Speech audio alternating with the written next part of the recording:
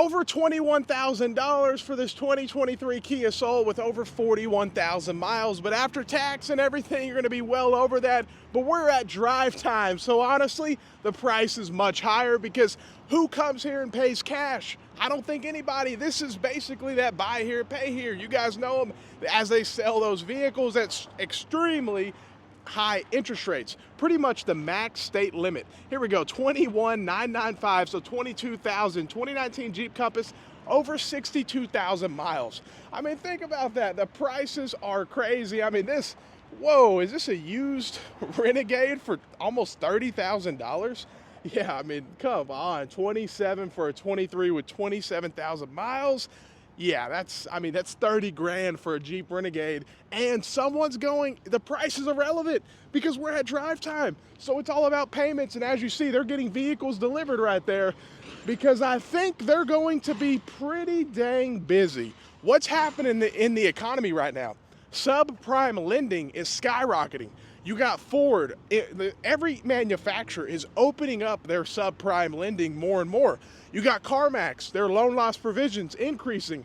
Every lender is having to increase that. 21 Mitsubishi, what do we got? 66,000 miles and $21,000. So drive time's a buy here, pay here. They're about to have a good couple years. There's no question about it. But the problem is when they make all these loans, they sell all these cars, just like CarMax. They sold all these cars, but it doesn't matter if they don't make the payments. They can make 10 grand on one deal, but if they don't make the payment, what does it matter? So it's going to be interesting. It's going to be interesting. 2020 Chevy Equinox, 82,000 miles. My bad, 82,000 miles. So it's going to be interesting because we got a few years of this dealership that is going to be a lot of subprime people coming here trying to get approved, but they haven't been making their payments. So drive time is the one taking the really big risk, giving them a car basically and hoping they make their payments.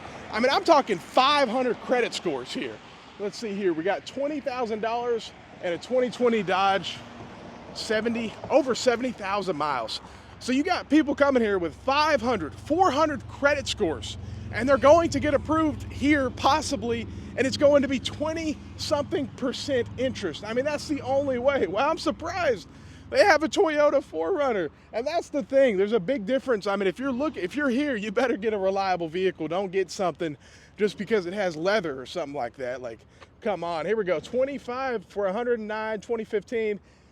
I mean, it's a lot still for the miles, but in today's market, I mean, what do you go, in this lot, it's probably the most reliable vehicle on the whole lot. So that's a big thing. It's much better than, let's say, you buying a Chevy Malibu for the same price. Even if the 4Runner has more miles, it's going to be more reliable than a Chevy Malibu. There's just no question about it. Here we go. We got a Chevy Corvette, 25,000. Let's see, this is the convertible. What is it? Is it a 4-cylinder? Yeah, it's a 4-cylinder. Little 4-cylinder. I was about to say, hey, if it's an SS for that price, but no, it's a 4-cylinder. It's a 4-cylinder. Yeah, and it's a game of repo. They got their little, they repo them, put them back there, get them cleaned up, and put them back out on the lot. That's the whole game. It's repo, repo, repo.